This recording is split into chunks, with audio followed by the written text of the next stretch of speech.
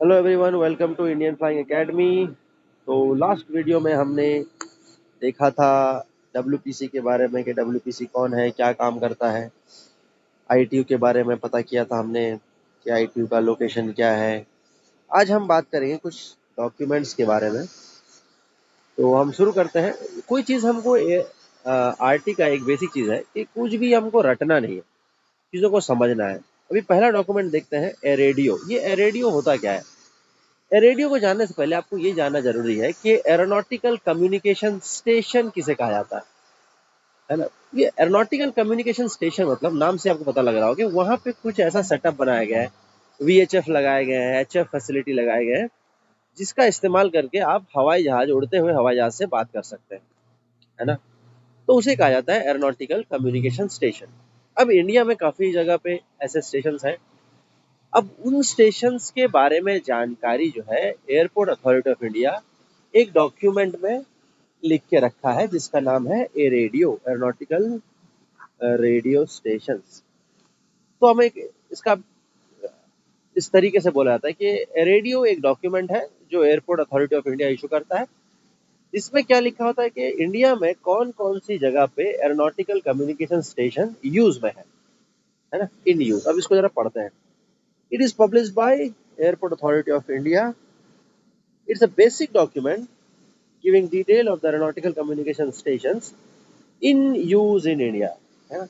चलिए अब आगे बढ़ते हुए दूसरा डॉक्यूमेंट देखते हैं, एआईपी। ये जो डॉक्यूमेंट है एआईपी, ये बहुत ज्यादा फ्रीक्वेंट क्वेश्चन पूछा जाता है डब्ल्यूपीसी के द्वारा।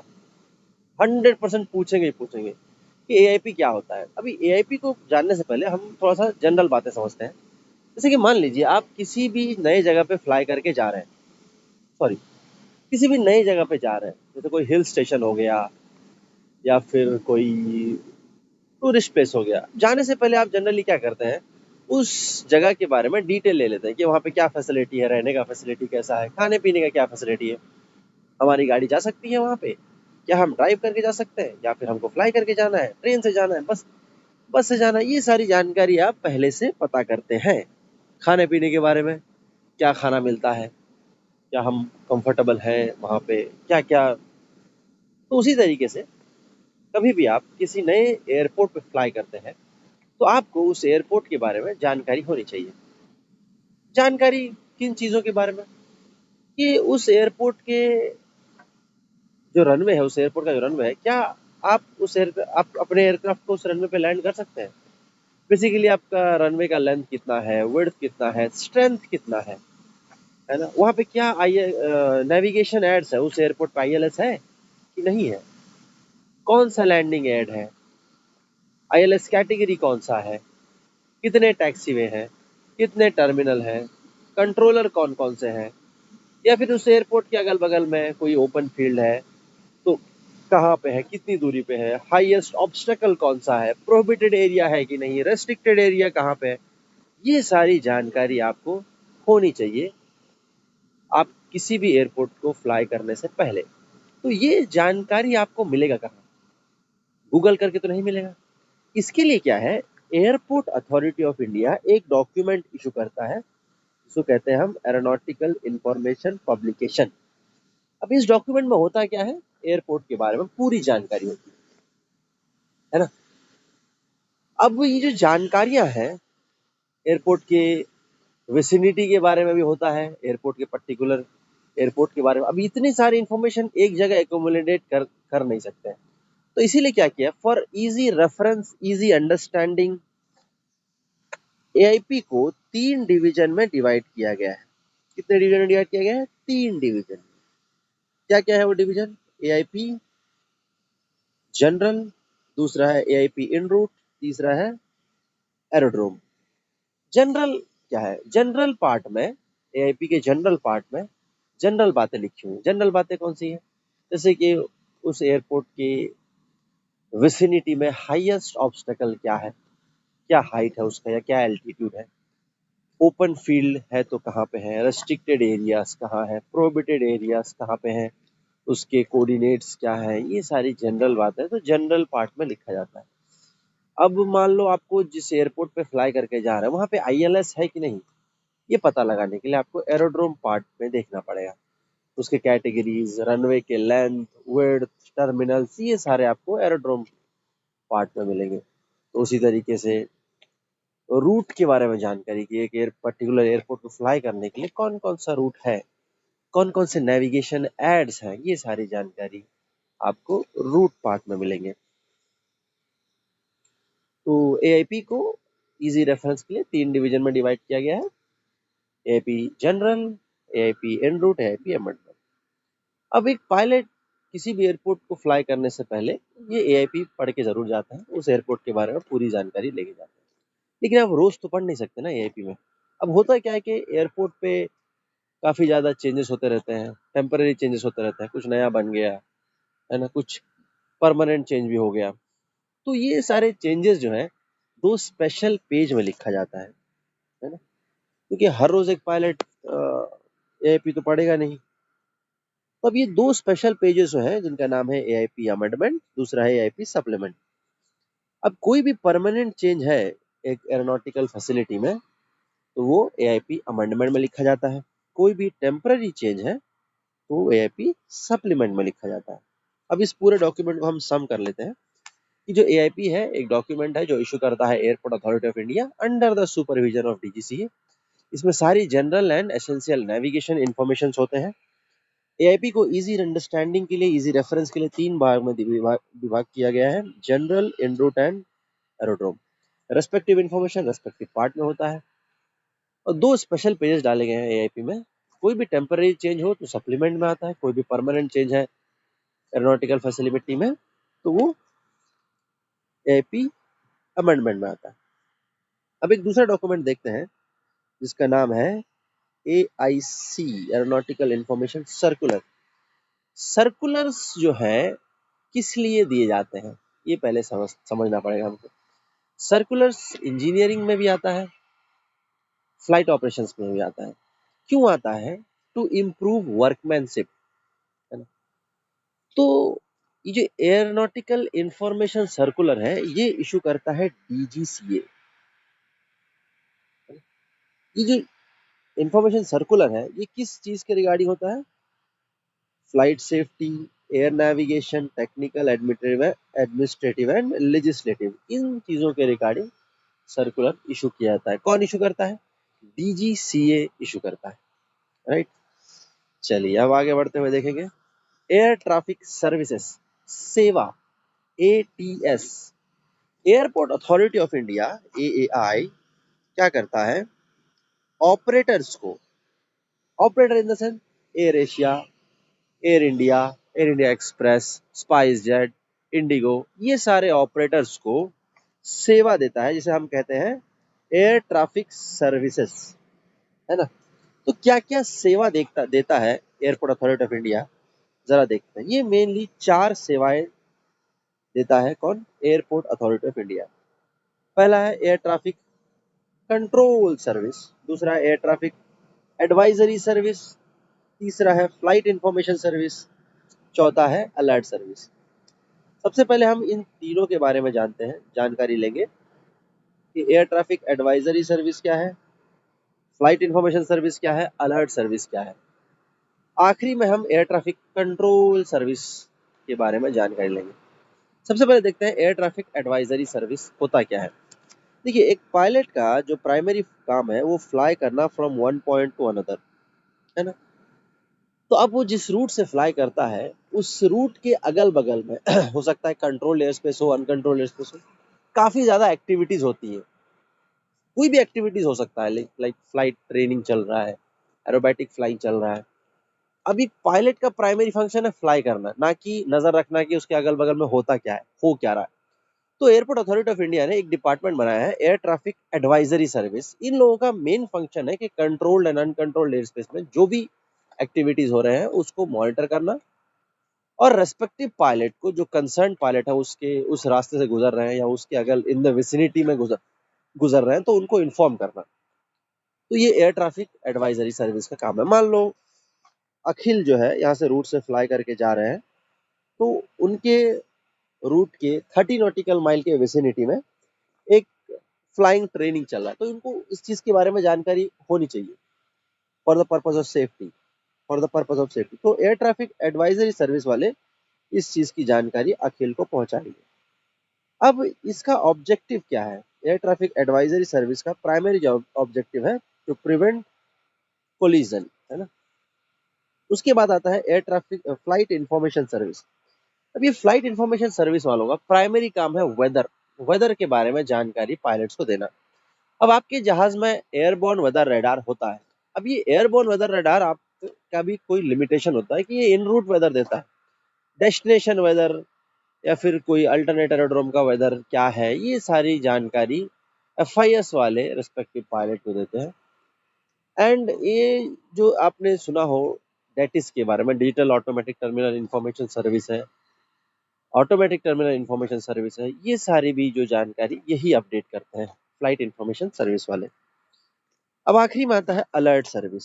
नाम से ही आपको पता चल रहा हो कि जो अलर्ट सर्विस वाले हैं ये मेनली मॉनिटर करते हैं इमरजेंसी फ्रीक्वेंसीज को। ये लोग रिकॉर्ड रखते हैं the communication which is happened between pilot and ATC, कि अगर कुछ एक्सीडेंट या इंसिडेंट होता है तो इन्वेस्टिगेशन टीम को रिकॉर्डिंग्स प्रोड्यूस कर सके for the purpose of incident and accident, है ना। अब ये तीनों जो है डायरेक्टली किसी पायलट से बात नहीं करते हैं। पायलट से कम्युनिकेट करता कौन है? Air traffic control service, ATC, air traffic controller कहते हैं। इस सर्विस का नाम है एयर ट्रैफिक कंट्रोल सर्विस, जो कि airport authority of India operators को देता है। अब इसका क्या फंक्शन है? अगर आपने कभी फ्लाइट रडार देखा हो, फ्लाइट रडार तो देखा ही होगा, यहाँ तक वीडियो आपने देखा है, इसका मतलब कि इंटरेस्ट जगा है आपके अंदर, फ्लाइट रडार आपने देखा जरूर होगा। तो आपने नोटिस किया होगा इंडियन एयर स्पेस में अनलिमिटेड एयरक्राफ्ट फ्लाई कर रहे हैं। अनलिमिटेड इन द सेंस आप उसको काउंट नहीं कर सकते, बहुत ज्यादा एयरक्राफ्ट फ्लाई कर रहे हैं। तो कोई एक आदमी उस सारे एयरक्राफ्ट को देख रेख नहीं कर सकता है। अभी जो एयर ट्रैफिक कंट्रोल है, एयर ट्रैफिक कंट्रोल सर्विस यानी ATC S, air traffic controller, ये मैं कंट्रोलर इसको क्यों कह रहा हूँ बार बार, ये इसको या कंट्रोलर क्यों कहा जाता है, कि ये लोग ट्रैफिक को कंट्रोल करते हैं। अब कैसे, मैं एग्जांपल तौर पे बताता हूँ कि कोई भी पायलट या इंजीनियर अपने मन से जाके जहाज का इंजन स्टार्ट नहीं कर सकता है, उनको परमिशन लेना पड़ता है एटीसी से, एयर ट्रैफिक कंट्रोलर से परमिशन लेना पड़ता है। आप पायलट हो, इंजीनियर हो, आप अपने मन से जहाज को स्टार्ट नहीं कर सकते, पुशबैक नहीं कर सकते, टो नहीं कर सकते, टैक्सी नहीं कर सकते, आपको परमिशन लेना पड़ेगा एटीसी से। बिना परमिशन के आप कुछ नहीं कर सकते। तो इसीलिए उनको एयर ट्रैफिक कंट्रोलर कहा जाता है, क्योंकि वो आपको कंट्रोल करते हैं, है ना। तो अभी अगर आपने फ्लाइट रडार देखा हो तो इंडियन एयर स्पेस के ऊपर अनलिमिटेड कई ज्यादा एयरक्राफ्ट फ्लाई कर रहे हैं। अब एक आदमी सारे एयरक्राफ्ट को कंट्रोल तो नहीं कर सकता है ना। तो इसीलिए क्या किया गया है, जो एयर ट्रैफिक कंट्रोलर्स हैं उनको 4 डिवीजन में डिवाइड किया गया है। यानी जो ये एयर ट्रैफिक कंट्रोल सर्विस है, ये सेवा है, इसको प्रदान करने के लिए ऑपरेटर्स को 4 अलग अलग कंट्रोलर्स बिठाए हैं, जिनको 4 अलग अलग इलाके दिए गए हैं, जो अपने अपने इलाकों में होने वाले एयरक्राफ्ट के एक्टिविटीज को कंट्रोल करते हैं। क्या क्या कंट्रोल कंट्रोल कौन कौन कंट्रोलर्स हैं, जरा देखते हैं। सबसे पहले आ गया एसएमसी, सरफेस मूवमेंट कंट्रोल। फिर दूसरा है aerodrome traffic control, approach control and area control centre. इनको जरा विस्तार में देखते हैं, है ना। तो ये एटीसीएस, एयर ट्रैफिक सर्विसेज, जो airport authority of India operators को प्रोवाइड करता है। कैसे प्रोवाइड करता है, एक के बाद एक करके देखते हैं। सबसे पहले आते हैं एसएमसी, सरफेस मूवमेंट कंट्रोल। जैसे कि इसका नाम है सरफेस, यानी एयरपोर्ट के ऊपर, एयरपोर्ट के जमीनी हिस्सा के ऊपर जो भी एयरक्राफ्ट की एक्टिविटी है वो किसके देखरेख में होगा? एसएमसी के देखरेख में, सरफेस मूवमेंट कंट्रोल के देखरेख में होगा, जिसको हम प्यार से ग्राउंड बुलाते हैं। अब एयरपोर्ट का सरफेस मतलब रनवे के अलावा, रनवे एसएमसी के अंडर में नहीं आता है। तो मान लीजिए आप किसी बे पे खड़े हैं, आपको इंजन स्टार्ट करना है, तो आपको परमिशन लेना पड़ेगा। किससे परमिशन लेंगे? एसएमसी। अब एसएमसी को हम क्या बुलाते हैं प्यार से? ग्राउंड बुलाते हैं। एग्जाम्पल के तौर पे अगर आप दिल्ली एयरपोर्ट में है, आपको इंजन स्टार्ट करना है, आपको दिल्ली ग्राउंड को कॉल करना पड़ेगा। कॉल करके आपको इंजन स्टार्ट का परमिशन लेना पड़ेगा। टैक्सी करना है, दिल्ली ग्राउंड को कॉल कीजिए। पुशबैक करना है, ग्राउंड को कॉल कीजिए। उसके बाद नेक्स्ट जो कंट्रोलर है, जिसका नाम है एरोड्रोम ट्रैफिक कंट्रोल, जिसको हम प्यार से टार बुलाते हैं। ये टार का इलाका है रनवे से लेकर एग्जाम्पल के तौर पे 5000 फीट तक दिया गया है। ये वैल्यूज फिक्स नहीं है। जो 5000 जो वैल्यूज बता रहा हूँ, न्यूमेरिकल वैल्यू, ये एयरपोर्ट टू एयरपोर्ट वेरी करता है। जस्ट फॉर अंडरस्टैंडिंग वैल्यूज बता रहा हूँ, फिक्स वैल्यू नहीं है ये। तो जो रनवे से लेके एग्जाम्पल के तौर पे 5000 फीट तक का जो इलाका है, ये दिया गया है एरोड्रोम ट्रैफिक कंट्रोल को, जिसको हम टार बुलाते हैं। यानी इस इलाके में जो भी एक्टिविटी होगा एयरक्राफ्ट का, टेक ऑफ, लैंडिंग, क्लाइंबिंग, जो भी एक्टिविटी होगा, ये टार की देखरेख के अंदर में होगा। मान लीजिए आप रनवे पे खड़े हैं, आपको टेक ऑफ करना है, तो आपको टार को कॉल करके टेक ऑफ परमिशन लेना पड़ेगा। अगर आप चेन्नई में है, चेन्नई में रनवे पे खड़े हैं, रनवे 27 पे, आपको टार को कॉल करना है, Chennai tower stand runway, correction, Chennai tower lined up runway 27 request departure. फिर उसके बाद जो है 5000 फीट से लेके एग्जाम्पल के तौर पे 15000 फीट तक का जो एयर स्पेस है, इस इलाके में जो भी आप एक्टिविटी करेंगे, क्लाइंब, डिसेंड, राइट मुड़ना, लेवल चेंज, जो भी है, आपको किससे परमिशन लेना पड़ेगा? अप्रोच से। यानी ये इलाका अप्रोच कंट्रोलर को दिया गया है, जिसको हम डिपार्चर भी कहते हैं, अराइवल भी कहते हैं। तो वो इलाके में जो भी एक्टिविटीज होंगे एयरक्राफ्ट की, वो अप्रोच कंट्रोलर के देखभाल के अंदर में होंगे।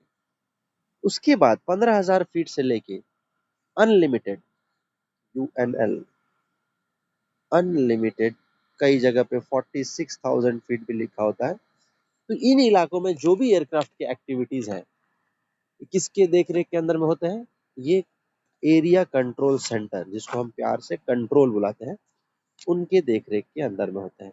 अब इसको हम सम कर लेते हैं। जो एयर ट्रैफिक कंट्रोल सर्विसेज है, ATCS, ये प्रोवाइड करता है एयरपोर्ट अथॉरिटी ऑफ इंडिया। इसमें जो एयरक्राफ्ट है उनको कंट्रोल करने के लिए 4 अलग अलग कंट्रोलर बनाए गए हैं। चारों कंट्रोलर को 4 अलग अलग इलाके दिए गए हैं, वो लोग अपने इलाके में कंट्रोल करते हैं। ग्राउंड जो है एयरपोर्ट का जितना भी जमीनी हिस्सा है एक्सेप्ट रनवे, जमीनी हिस्सा के अंदर क्या क्या चीजें आते हैं? टैक्सीवे, एप्रॉन, हैंगर, रिमोट बे, सारे के सारे इलाके आते हैं एक्सेप्ट रनवे। जो भी जमीनी हिस्सा है एक्सेप्ट रनवे, उसके अंदर जो भी एयरक्राफ्ट के एक्टिविटीज होते हैं, वो SMC यानी ग्राउंड के देखरेख में होंगे। उसके बाद आता है रनवे से लेके एग्जाम्पल के तौर पे 5000 फीट तक का जो भी एक्टिविटी है, वो टार के कमांड के अंदर होगा। 5000 से लेके 15000 तक का जो भी एक्टिविटी है, वो अप्रोच के कमांड के अंदर। 15000 से लेके 46,000 फीट के अंदर जो भी एक्टिविटी है, वो एरिया कंट्रोल के सेंटर के अंदर में होगा। अब ये वैल्यूज फिक्स नहीं है, ये एक आपको अंडरस्टैंडिंग के लिए, ब्रीफ अंडरस्टैंडिंग के लिए बताया गया है। इसके बारे में और डिटेल्स में हम आगे देखेंगे। ये अलग अलग एयरपोर्ट में वैल्यूज अलग अलग होती हैं, वो कैसे लिखा होता है, कैसे डिवीजन किया गया है, वो हम आगे देखेंगे। अब आगे कुछ डेफिनेशंस पे चलते हैं, है ना। डेफिनेशंस को समझते हैं। डेफिनेशन को रटना नहीं है, क्या डेफिनेशन दिया है इसको समझना है। सबसे पहला डेफिनेशन है कंट्रोल्ड एयर स्पेस। ये कंट्रोल्ड एयर स्पेस होता क्या है, ये समझते हैं। अब मान लेते हैं एग्जाम्पल के तौर पे, आप अपनी बाइक लेकर मुंबई की सड़कों में घूम रहे हैं, है ना। अचानक से पंचर हो गया, आपका बाइक जो है पंचर हो गया। इन जनरल हम क्या करते हैं, आसपास देखते हैं कोई शॉप है क्या, नहीं है, तो हम क्या करते हैं, अपने दोस्त को या भाई को, पापा को, किसी को भी कॉल कर लेते हैं, तो वो लोग मैकेनिक लेके आ जाते हैं, या अपनी बाइक टो करके ले गए, पंचर बना लिया। वहीं पे मान लीजिए आप किसी रेगिस्तान में अपनी बाइक इंजॉयमेंट के लिए घुमा रहे हैं, दूर थार के रेगिस्तान में। अचानक से गर्मी की वजह से मान लेते हैं आपका टायर फट गया, बाइक का टायर फट गया, तो आप क्या करते हैं, फोन निकाला हेल्प के लिए, आपने देखा कि वहां पे नेटवर्क नहीं है। अब फर्क क्या है कि मुंबई की सड़कों में या किसी शहर गांव की सड़कों में आपने फोन निकाला तो नेटवर्क मिला, आपको कॉल कर लिया, इजीली बुला लिया किसी को भी हेल्प के लिए। लेकिन थार के रेगिस्तान में आपको नेटवर्क नहीं मिला। फर्क ये है यहाँ पे कि थार के रेगिस्तान में आप अनकंट्रोल्ड जगह पे हैं और शहर और गांव में आप कंट्रोल्ड इलाके में हैं। तो अब इसका कंट्रोल्ड एयर स्पेस से क्या रिलेशन है? तो कहने का मतलब ये है कि आप किसी भी एयर स्पेस में हैं, अगर आप इन किसी एक कंट्रोलर से भी कम्युनिकेट कर पा रहे हैं, इन चारों में से किसी से भी अगर बात कर पा रहे हैं, तो आप कंट्रोल्ड एयर स्पेस में हैं। अगर आप इनमें से किसी से भी बात नहीं कर पा रहे हैं, उस एयर स्पेस को कहा जाएगा अनकंट्रोल्ड एयर स्पेस। अब डेफिनेशन पढ़ते हैं। डेफिनेशन में कहता है कि air space of a defined dimension with in which air traffic control services provided, यानी कि वो एयर स्पेस जहाँ पे ये चारों सर्विस प्रोवाइड की जाती है, उसे कहा जाता है कंट्रोल्ड एयर स्पेस। अब आते हैं एयर प्रॉक्स। दूसरा डेफिनेशन है एयर प्रॉक्स। अब एयर प्रॉक्स होता क्या है? एयर प्रॉक्स को जानने के लिए आपको ये जानना जरूरी है, सेफ्टी किसे कहते हैं। आईकाओ ने एक सेफ्टी डिफाइन किया है कि अगर दो जहाज सेम एल्टीट्यूड पे फ्लाई कर रहे हैं, तो उनके दूर दोनों के बीच की जो हॉरिजेंटल डिस्टेंस है, मिनिमम 15 नॉटिकल माइल होना चाहिए, है ना। तो उसके बाद अगर दो जहाज सेम रूट पे फ्लाई कर रहे हैं, तो उनके बीच में वर्टिकली मिनिमम 1000 फीट होना चाहिए। हम वीएसएम कहते हैं, वर्टिकल सेपरेशन मिनिमा, यानी मिनिमम रिक्वायरमेंट ये है। इसे कहा जाता है सेफ्टी, है ना। अगर मान लीजिए किसी भी नेविगेशनल एरर की वजह से या फिर गलत गाइडेंस की वजह से या आपके खुद के नेविगेशन एरर की वजह से आप जो है किसी एयरक्राफ्ट के क्लोज आ गए, यानी जो 15 नॉटिक आपके और दूसरे एयरक्राफ्ट के बीच का जो डिस्टेंस था 15 नॉटिकल माइल से कम हो गया, तो हम इसे कह सकते हैं कि सेफ्टी जो था रिड्यूस हो गया, कॉम्प्रोमाइज हो गया, है ना। तो इस तरीके की सिचुएशन को कहा जाता है एयर प्रॉक्स। तो कहने का मतलब ये है कि एयर प्रॉक्स एक सिचुएशन है जिसमें जो दो एयरक्राफ्ट के बीच का जो डिस्टेंस है या पोजीशन या स्पीड कुछ इस तरह से है कि जो सेफ्टी है वो कॉम्प्रोमाइज हो गया, उसे कहा जाता है एयर प्रॉक्स। अब जरा डेफिनेशन को पढ़ते हैं। डेफिनेशन कहता है कि airprox is a situation in which in the opinion of a pilot or controller, the distance between aircraft as well as their relative position and speed have been such that the safety of the aircraft involved was or may have been compromised. इस चीज को कहा जाता है air प्रॉक्स। तो अब दूसरा देखते हैं एयरवे किसे कहा जाता है। आपने हाईवे तो सुना ही होगा, इतना चौड़ा होता है जिसमें चार चार छह छह कार एक साथ पैरेलली जा सकते हैं, है ना। उसी तरीके से एयरवे भी होता है। एयरवे भी होता है यानी एक तरह का हाईवे जो जिसको अपना एयरक्राफ्ट फॉलो करता है फ्लाइंग करने के लिए।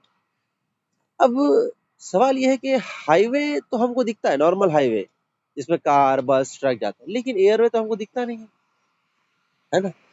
अब पता कैसे लगा कि एयरवे है कि नहीं है? देखिए, एयरवे है कि नहीं है उसको देखने के लिए हमको चाहिए रेडियो नेविगेशन फैसिलिटी। हमारे जहाज में रेडियो नेविगेशन इक्विप्ड होना चाहिए, राइट। अब ये एयरवे दिखता कैसे है? ये एक तरह का डायमेंशन होता है, लाइक अ कॉरिडोर, ऐसा डायमेंशन बना होता है एयरवे में।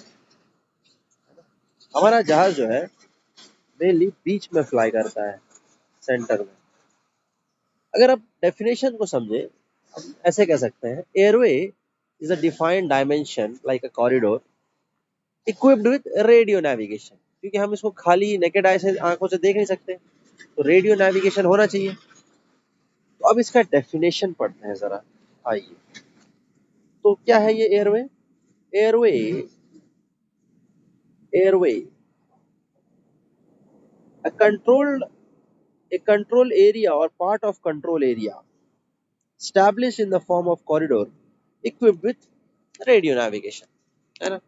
उसी तरीके से और भी डेफिनेशन है, जैसे ब्लाइंड ट्रांसमिशन किसे कहते हैं, टीकैस, टोटल इलैप्स एंड्योरेंस टाइम, और भी डेफिनेशन है, इसको आपको देखना पड़ेगा, ये इंपॉर्टेंट है, रटना कुछ नहीं है, समझना पड़ेगा। और अगले वीडियो में हम देखेंगे कि ये एफआईआर एंड लोकेशन इंडिकेटर होता क्या है, क्या इंपॉर्टेंस है। अब ये सवाल, इससे भी सवाल बहुत फ्रीक्वेंटली पूछे जाते हैं डब्ल्यूपीसी पार्ट 2 में, तो ये वीडियो हम अगली बार देखेंगे। अगर आपको ये वीडियो पसंद आया हो तो लाइक कर सकते हैं, सब्सक्राइब कर सकते हैं, अपने दोस्तों के साथ शेयर कर सकते हैं। हम ऐसे ही आगे पूरा का पूरा सिलेबस अपलोड करने वाले हैं आरटीआर का। चीज़ें अगर समझ में आ रही हो तो कुछ कमेंट कर दो, नहीं समझ में आ रही हैं तो डाउट कमेंट कर दो, एटलीस्ट मुझे तो फीडबैक मिले कि क्या चल रहा है। Thank you for watching.